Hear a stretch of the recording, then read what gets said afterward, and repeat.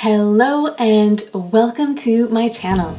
I am Amy Carr Hilton and I know firsthand the hardships of figuring out how to recover from chronic pain and other chronic symptoms on our own.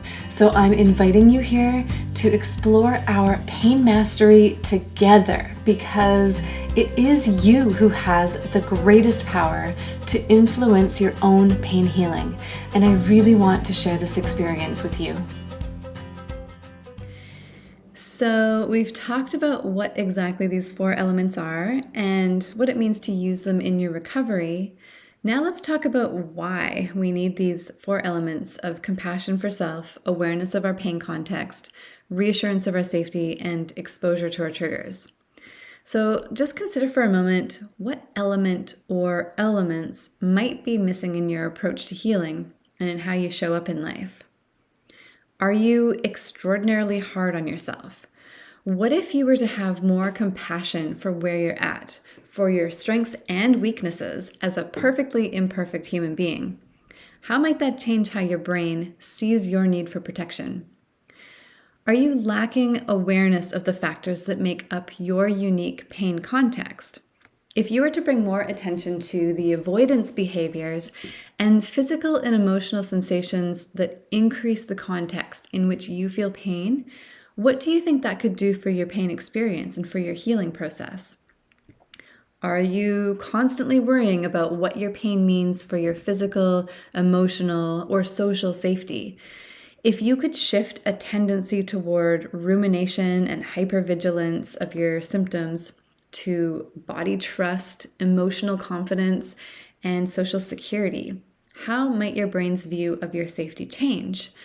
Are you avoiding triggers and afraid to do too much? Or are you stuck in a loop of pushing through with determination and then feeling the consequences in setbacks or flare-ups?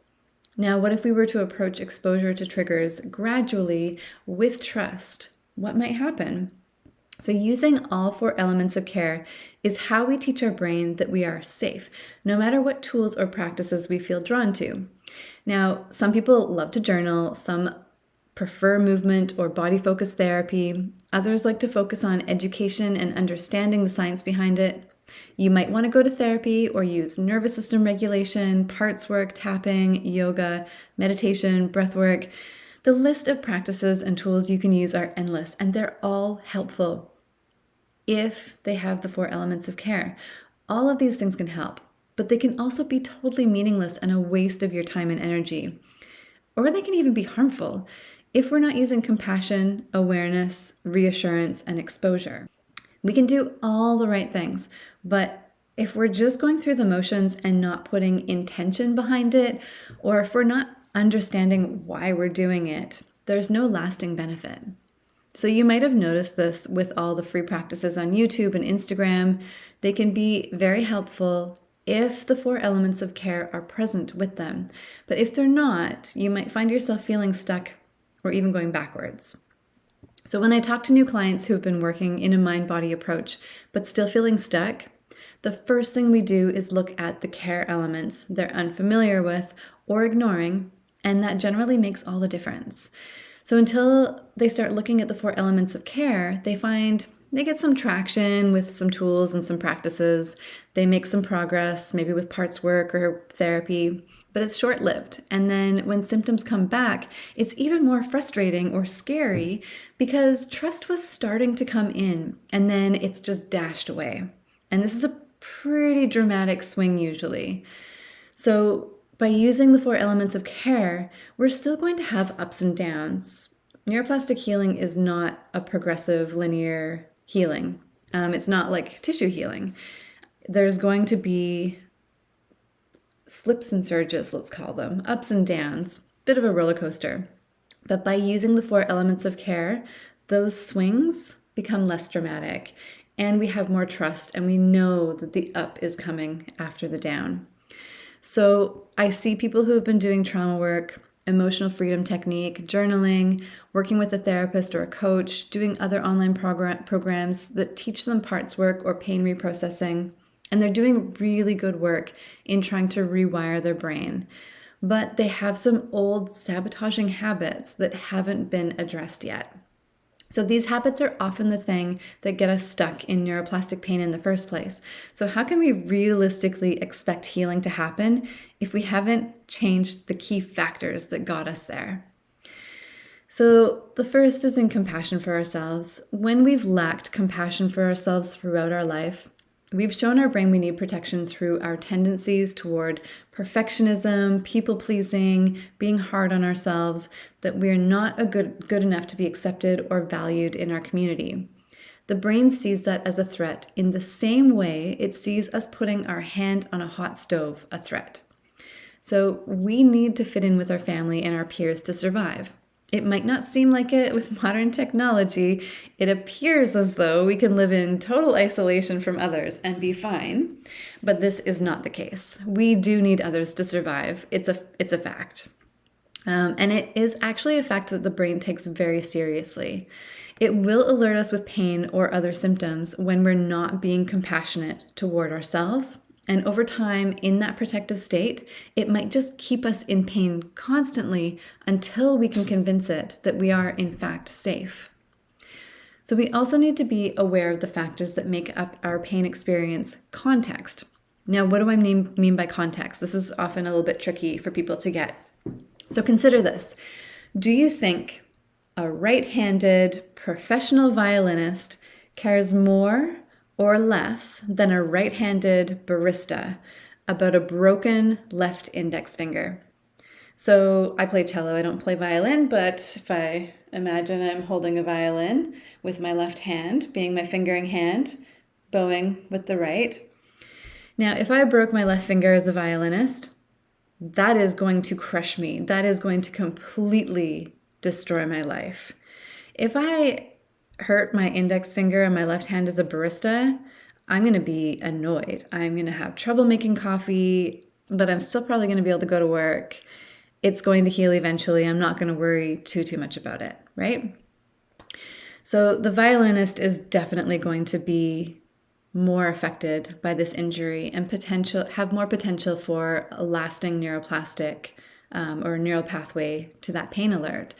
So that left index finger is their bread and butter, probably also the thing they've spent their entire lives gaining skill with, their biggest passion, and a large part of how they identify in their social groups. They might worry it will affect their playing for forevermore, even after healing, and they might receive some financial or social status consequences if they're not able to fulfill obligations to play concerts or whatever they had going on.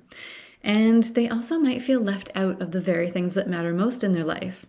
Now, the barista, on the other hand, they're going to be annoyed. They're going to be making coffee with a splinted finger. But once it's healed, they're going to forget it even happened.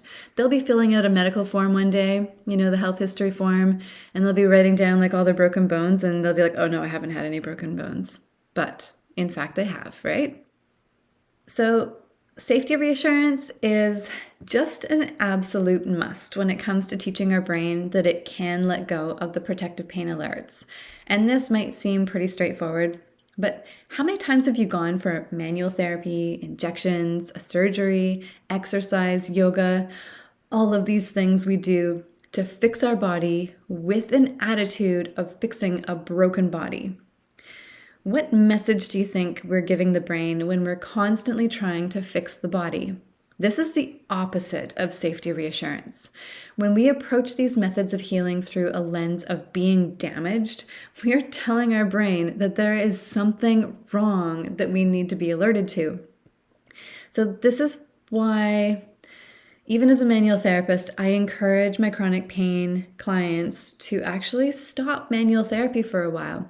Go get a massage if it's comforting for you, but get just a full body relaxation massage. Get a scalp massage. Get something that has nothing to do with where you feel your pain. Because we're giving our brain mixed messages if we're going for appointments to fix our body, and we're also trying to tell our brain that we're perfectly fine. Our body is safe, right? So this is usually going to show up with us feeling better for a day or two. Like you go for a massage, you feel better for a day or two, and then the pain comes back. So we have this moment after treatment where our brain is all excited that we've done something to fix the problem.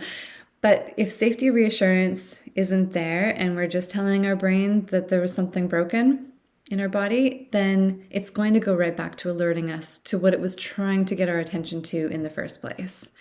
So if we're addressing pain in our body by going for a body treatment and we're not looking at the emotional, psychological, social aspects of our pain, it's just going to come back. So finally, we need to look at what avoidance of triggers does to us in the long run. So sure, avoidance of certain things might be helpful at first. It's like a Band-Aid. It makes us feel safer so the healing can begin, but our brain and nervous system is not a cut. Neuroplastic symptoms don't heal the same way our tissues do. So we need to actively heal our danger neural pathways, and this means showing our brain that those triggers are actually nothing to be afraid of. Those triggers are not dangerous. They're just an unfortunate conditioned part of a protective alert neural pathway. To make that neural pathway dormant and build up safety neural pathways connected to those triggers, it's essential to expose our nervous system gradually to those very triggers. So by increasing our self-compassion, awareness of context, safety reassurance, and exposure to triggers, we're going to start right away teaching our brain that we are in fact safe. Eventually, danger neural pathways go dormant. They're always still there. This is the thing. They're still there, and they might speak up once in a while when we actually need an alert. And it might be a physical alert, it might be an emotional alert, it might be a social cause alert.